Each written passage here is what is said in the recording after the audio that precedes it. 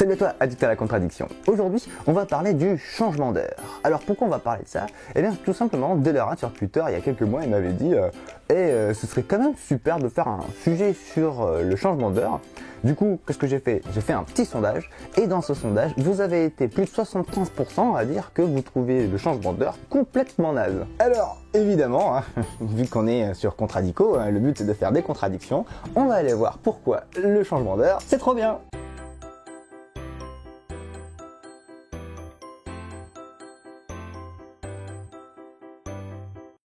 Alors aujourd'hui, on ne sait même plus pourquoi est-ce qu'on fait le changement d'heure. À la base, le changement d'heure a été fait en Allemagne pendant la Première Guerre mondiale, justement pour faire des économies de fuel. Et les détracteurs du changement d'heure disent que en fait c'est plus pertinent aujourd'hui puisque les techniques ont énormément évolué, la technologie a évolué et donc maintenant le changement d'heure n'est plus pertinent de manière écologique. Et on va voir déjà que ça, c'est faux. Quand on a ce genre de raisonnement, il faut avoir des raisonnements scientifiques. Donc, si on se base sur l'étude qui a été faite en 2014 par l'ADEME, l'Agence de l'environnement et de la maîtrise de l'énergie, elle nous dit que de 2014 et jusqu'à 2030, le changement d'heure aura des effets bénéfiques sur la consommation d'énergie. Ensuite, un rapport publié par le Parlement européen en 2017 nous dit que le changement d'heure nous permet d'économiser par pays entre 0,5% et 2,5% de la production électrique par année. Non mais attends, c'est tout pourri!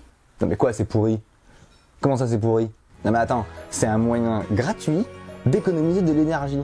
Et on le sait, la production d'énergie est directement liée à la pollution.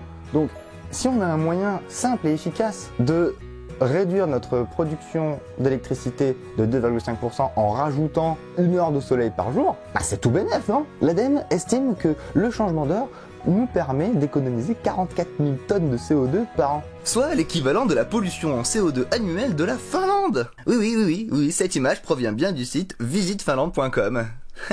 C'est quand même énorme, non? Tu dis ça mais ça fonctionne pas dans tous les pays, hein. C'est vrai, le changement d'heure, ça ne fonctionne pas dans tous les pays, ça ne fonctionne que dans les pays tempérés. Comme tu le sais, le but du changement d'heure, c'est de gagner 1 heure de soleil en plus. 1 heure de soleil en plus, ça veut dire 1 heure d'éclairage urbain en moins.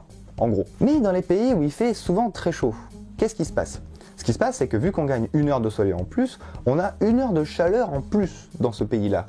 Du coup, 1 heure de chaleur en plus, ça veut dire 1 heure de climatisation par jour en plus. Du coup, dans ces pays-là, le changement d'heure a un impact négatif puisqu'on augmente la consommation en climatiseurs. Mais, ce qui s'applique aux pays chauds ne s'applique pas forcément aux pays tempérés. Or, nous, en Europe, on a un climat qui est tempéré et donc la plupart du temps, s'il fait tempéré ou plus froid que chaud, il est beaucoup plus rentable énergétiquement de faire le changement d'air. Alors ensuite, c'est un sujet un peu plus technique, mais en gros, dans les périodes comme le printemps et l'automne, ça permet de lisser la charge pendant les heures de pointe. Tu sais, quand tu arrives chez toi, tu allumes tout, et donc ça, en fait, ça crée un énorme pic de consommation, et grâce au changement d'heure, on arrive à lisser ce pic de charge, et c'est vachement bien de pouvoir lisser ce pic de charge, car ça nous évite d'utiliser des énergies fossiles. Alors, si tu veux plus de détails là-dessus, je te mettrai les liens dans la description. Le but, c'est vraiment un but de réduction de la consommation, et de moins polluer. C'est un avantage qui, pour moi, est clairement non négligeable.